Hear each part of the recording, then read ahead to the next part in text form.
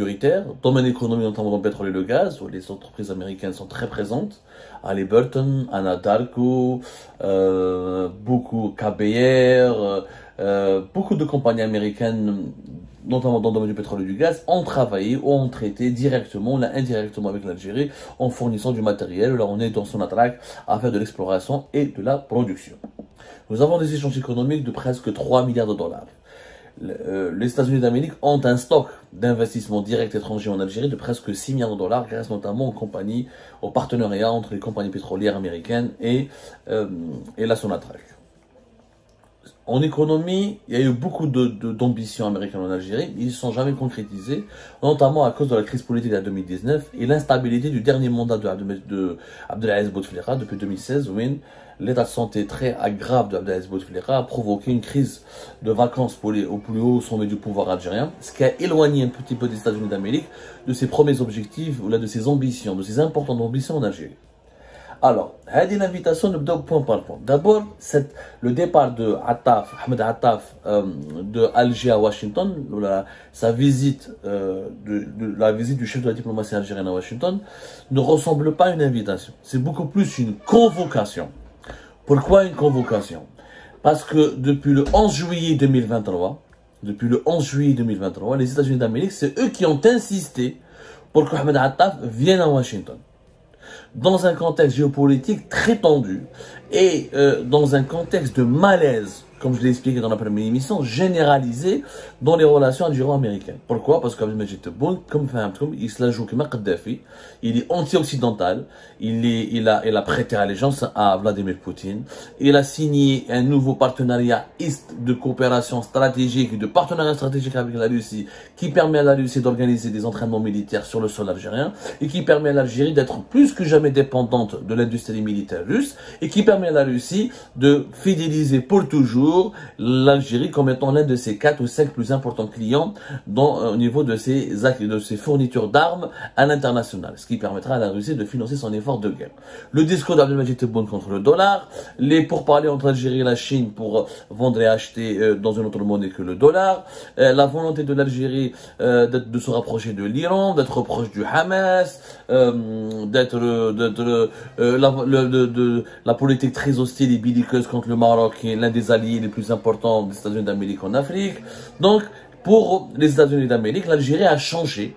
Ce n'est plus l'Algérie de Boumediene, ce n'est plus l'Algérie de Chadli, ce n'est plus l'Algérie de Bouteflika qui était neutre, qui était non alignée, dirigée actuellement par Anthony Blinken.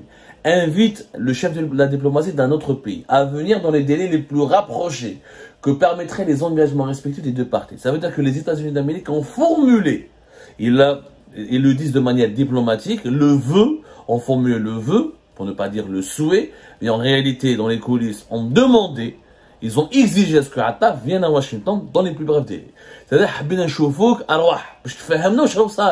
parce que les États-Unis d'Amérique n'ont pas aimé du tout la politique anti-occidentale de Tebboune et comment Tebboune est en train de manger dans la main de Poutine et comment Tebboune veut tout donner aux Chinois. Parce que les Américains sont pas cons. Leurs services secrets, c'est les meilleurs services secrets au monde. Ils ont tous les renseignements possibles. Ils ont les meilleurs espions du monde. Ils ont les meilleurs systèmes d'espionnage. Ils savent très bien que les dirigeants algériens, face à un Maroc qui est allié d'Israël, depuis que l'alliance entre le Maroc et Israël, les dirigeants algériens ont sombré dans un délire anti-occidental et ont rompu avec la tradition diplomatique de l'Algérie, la tradition géopolitique du non-alignement de la neutralité, et ils ont adhéré, pour ne pas dire prêter allégeance à Poutine. Ils veulent prêter allégeance à la Chine. L'Algérie, en ce moment, fait de l'anti-Maroc son principal boussole diplomatique. C'est-à-dire, si le Maroc est soutenu par les Américains et les Israéliens, eh ben les Algériens, les dirigeants algériens, on va être dans le clan adverse, qui est le clan de la Russie et de la Chine. Alors qu'habituellement, l'Algérie n'est dans aucun clan. Elle traite avec tout le monde. Elle achète des armes aux Russes, mais elle fait des affaires dans le pétrole et dans le gaz avec les Américains, et elle vend et elle achète en dollars. Et comme ça, les relations étaient toujours équilibrées, et c'est comme ça que nous avons été gagnants, et que nous n'avons pas été comme l'Irak, comme la Syrie, comme d'autres pays de la région, du monde arabe, du monde musulman, nous n'avons jamais été ciblés ou déstabilisés de façon brutale, frontale, par des lobbies occidentaux. Parce que nous avons toujours été un pivot, un pays respecté et respectable aux yeux de toutes les puissances mondiales. Ce n'est plus le cas aujourd'hui. C'est que les Algériens, elle est assimilée, elle est dans l'axe Pékin-Moscou. Elle n'est plus neutre, on n'est plus dans le non-alignement. Donc, les Américains ont voulu, donc certainement adresser des mises en garde, parce que les mises en garde qui ont été successivement adressées aux dirigeants algériens par l'ambassade des États-Unis à Alger, avec Elisabeth Moore, n'ont pas visiblement suivi. Donc, les États-Unis d'Amérique ont convoqué Ahmed Attaf pour lui parler directement. Ils ont invité le chef de la diplomatie.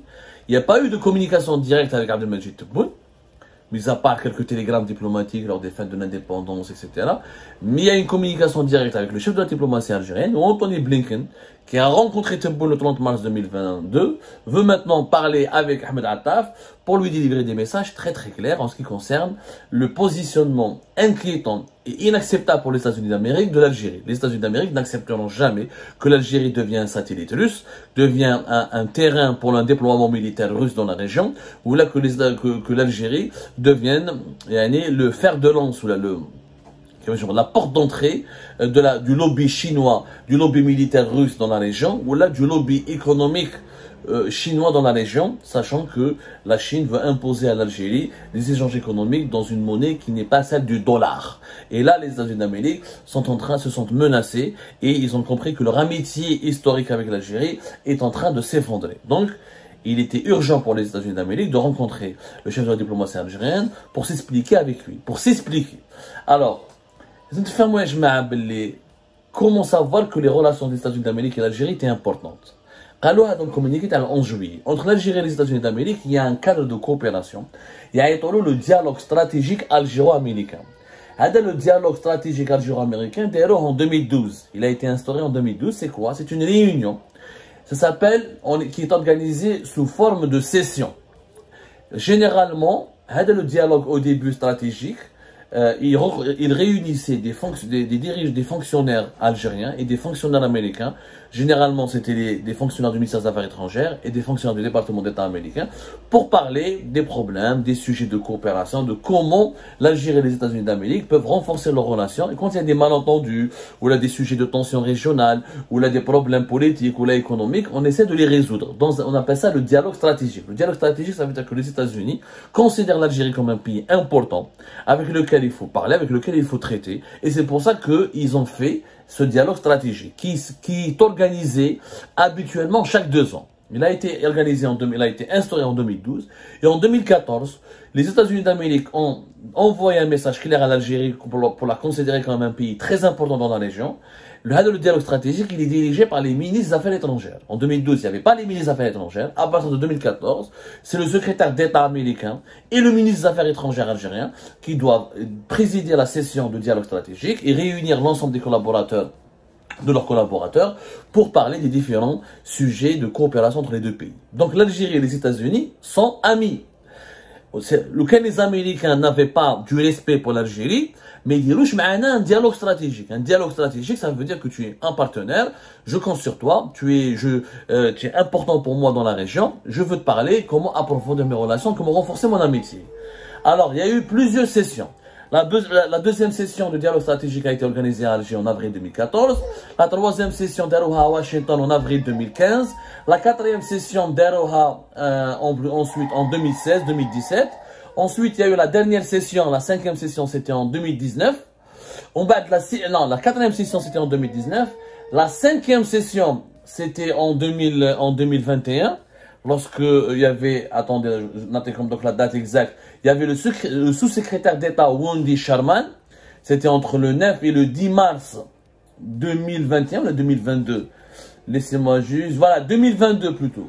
C'était juste avant le départ de, comment il s'appelle, Donatan Lamamra. Juste après le départ. Et là, il y a eu la 6e session. La 6e session devait se dérouler, si on applique l'agenda, en 2024. Parce que chaque 2 ans, 2012, 2014, 2016, 2018, 2017, attendez, ensuite il y a eu 2018, dans 2018, janvier 2019, il y avait à l'époque, comment il s'appelait, Msahel qui est parti à Washington. Même 2022, parce qu'il y avait la crise de la Covid-19 en 2020, donc ça a été reporté en 2022. Et là, ça devait être, si on applique l'agenda tracé habituellement dans le cadre de la coopération entre les deux pays, normalement, Tender en 2024. elle dit la session du dialogue stratégique. Mais comme il y a un problème, il y a un malaise général entre les États-Unis d'Amérique, entre Washington et Alger, et bah, cette 6e session, elle s'est tenue en ce moment à Washington, entre le 8 et le